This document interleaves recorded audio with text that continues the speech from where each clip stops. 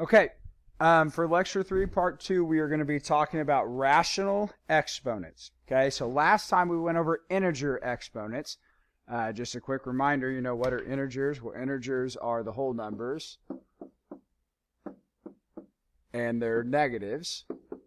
Okay, so we went over how do we deal with our integer exponents, negatives, 0, our normal exponents that we're used to, and we learned all these different properties. So today we're going to be talking about rational exponents, and you guys should all remember that rational tells us that these are going to be fractions.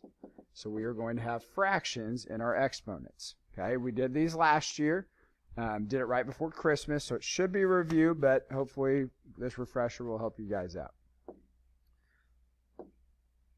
So, starting out with the whole premise, how did we get to rational expressions? Well, the whole premise was they had these square roots, and cubed roots, fourth roots, we had all of these roots, and it was very difficult to perform certain operations with them. So, they said, we have all of these rules for our integer exponents. Wouldn't it be nice if we could figure out a way to write these as exponents, and then that way we would be able to use those rules of exponents that we were using. So they started out, they said, we know that the square root of x times the square root of x gives us an x. So, based on our rules of exponent, if these have the same bases, the exponents should add up together there. So x to some power times x to some power has to equal x. So they were like, we're going to take this square root and we're going to rewrite those square roots as exponents. Okay? So, what that means is something plus something has to equal 1, right? Because if I have the same base, we can add their exponents together. So what plus itself adds up to give me a 1 there? What would go in that blank? Well, the answer would be, I guess I have to fill that in, I'm sorry. What plus itself gives us 1? Well, we could say that 1/2 plus 1/2 gives us 1. So therefore, that box there must equal 1/2. So what that tells us is that tells us that that the square root of x equals x to the 1/2 power. And that was the building block that they used for all of these problems here. Okay? So you could do the same principle with the cubed root of x times the cubed root of x times the cubed root of x, because since there's 3 of them, right, you'd have to multiply 3 because I'm talking about cubed root. That would equal an x. So following that same pattern, x to some power times x to some power times x to some power has to equal x to the first power. Well, what we need to go in these spots here, well, that would be 1/3, 1/3, 1/3. Because if I add 1/3 plus 1/3 plus 1/3 together, that would give me my 1 that I need. So similarly, you can make a statement that the cubed root of x equals x to the 1/3 power. Okay? Which led them to making the statement that the nth root of x is going to equal x to the 1/n power. So essentially, whatever this number is here is going to be the denominator of the fraction. Okay? So for example, I've got a 5th root of 15. I've got a 5th root of 15. So I could rewrite that as a 15 to the 1/5 power. This number here on the outside of the root goes on the denominator of the fraction. Similarly, if I had the cubed root of x, that's a bad example since I just decided to do that one, we know that that would equal x to the 1/3. 3 on the outside here, there needs to be a 3 here. So what you might be asking then next is you might be asking, well, where does that 1 come from? Well, what does that 1 have to do with? Well, think about this here. The nth root of x, that x is to what power? That's the first power. This is a 15 here. That's a 15 to what power? The first power. And x to what power? The first power. So where does that 1 come from? Well, that 1 comes from the number that's on the inside. Okay, that 1 comes from the number on the inside. So I'm going to take this rule that they gave us. They gave us this rule, nth root of x equals x to the 1 over n power. I'm going to take that rule, and I'm going to take it a step further on this next slide here. Okay? I'm going to call this the jth root of a to the n power. The jth root of a to the n power. And what that does is that tells us that a equals, last slide we talked about the j, the number on the outside here, that goes on the denominator, right? So then this exponent on the inside, where does it go? Well, the exponent on the inside goes to the top. Okay? So some of you guys might be asking, how can I remember that the jth root of a to the m power equals a to the m over j power? Well, this is kind of a mnemonic device. So if you guys look at it here, J-A-M, what does J-A-M smell? Not smell. What does J-A-M spell? Well, it spells jam, and what you guys need to remember is that one time when Mr. Schieber dunked over Jaron Richmond. Okay? So, again, remember jam, and remember that Mr. Schieber is better than Jaron Richmond. Okay? At this point, Jaron's been out of high school for a little while, so you guys might not even know who he is. And that's sad, because this was always really funny to show him when I had him in class. But anyway, that's how you remember that. So let's practice this. I've got x to the 2/3 power. Okay, so x to the 2/3 power. First thing you want to do is you want to remember jam. All right, there's my jam. And jam equals a to the Mr. Schieber dunking over Jaron. Okay? So I'm going to go through, and I'm going to look. I've got x to the 2/3 power here. So the 3 is in the j spot, right? My 3 is right here. So where does my 3 need to go on the root? Well, your 3 needs to go on the outside of that root. So 3 is going to go out here. My x goes on the inside because my x was my a, right? And then I've got my 2. So where does my 2 go there? Well, my 2 is going to go on the exponent of the x. Okay? So the answer to this, x to the 2/3 power, is the same thing as the cubed root of x squared. Okay? You've got 1, 2, 3 more examples there. I want you guys to pause this video, try those other 3 examples on your own. Okay, hopefully you guys have paused those videos there. So I'm going to go ahead and get these done here. We've got a root, we've got y. 3 is on the same spot as the j, so the 3 goes on the outside.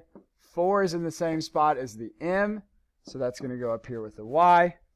A to the 2/5, okay, again, 5th root of a squared. Okay, 5 goes out here. And this next one here actually has sort of a little trick to it. That 2 goes on the outside, right? And the 3 would go on the inside. Except, if that 2 is there, that's a square root, right? Do we ever write that 2 if you're talking about a square root? No. So the correct answer on this one, what I want to see you guys write, is I want to see it just a square root. So don't write the 2. Perfectly fine to show this step, especially in your notes. It's a good idea to show this step, but know that for your final answer, you don't need to have a 2 there on a square root. Okay? You guys can also use rational exponents to help you simplify numbers. Okay? So we know that 8 to the 2/3 power, that is the same thing as the cubed root of 8 squared. Okay? Now, one thing that you guys need to know about these when you simplify these numbers here is that it does not matter which one you do first. So like in this situation here, I would want to take 8 squared first and then take the cubed root of it. But the cubed root of 8 squared is the same thing as the cubed root of 8 squared. Okay? Those are the same thing. Now, when you guys do these, like if you're dealing with numbers like we are in this situation, this is the better option. Okay? So, I can take the cubed root of 8, which the cubed root of 8 is 2, and then I can take 2 squared and get 4. Okay? If you guys did it the other way, you would get the cubed root of 64, and then get that the cubed root of 64 is 4. Okay? A lot of us don't know what the cubed root of 64, though, is, so that's why it's better to do it this way, because we can do this way in our head. Okay? All right, so I've got 27 to the 4/3 power. I'm going to rewrite that. That would be a cubed root of 27 to the 4th power. I definitely don't want to plug in 27 to the 4th power in my calculator. That would be huge. So I could redo that and make that a cubed root of 27 to the 4th power. Because hopefully you guys know that the cubed root of 27 is 3. And then 3 to the 4th power, 3 times 3 is 9, times another 3 is 27, times another 3 would be 81. Okay? Pause the video, try this last one on your own here. Okay, so for this last one, I've got 16 to the 3/2 power. That is going to be a square root of 16 cubed. Notice I didn't write the 2 on the outside. It's there. It's just understood that it's there. We don't have to write it.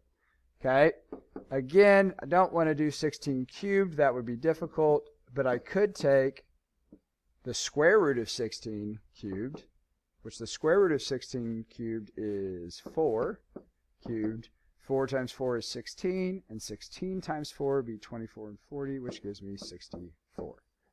Okay, so obviously if you guys have a calculator, yes, you can plug those in, but it is a good idea to understand what these means so that you can mentally calculate what they should be.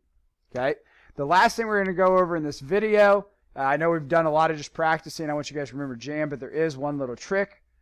Or one special case that I want to show you guys, okay, and that would be that any time you have an even root and you have a negative number in here, okay, we already know, because we've talked about this before, square root of like -4, okay, square root of -4 is what equals 2i, and we will talk about that more in lecture 5, but that is what gives us imaginary numbers, and now that we have more roots, I want you guys to know that this is true for any even number. If you have an even number there, you cannot have a negative number. So for example, the square root of -1, you guys can't do that. Okay, the square root of -1 equals I. Okay, and I is not real.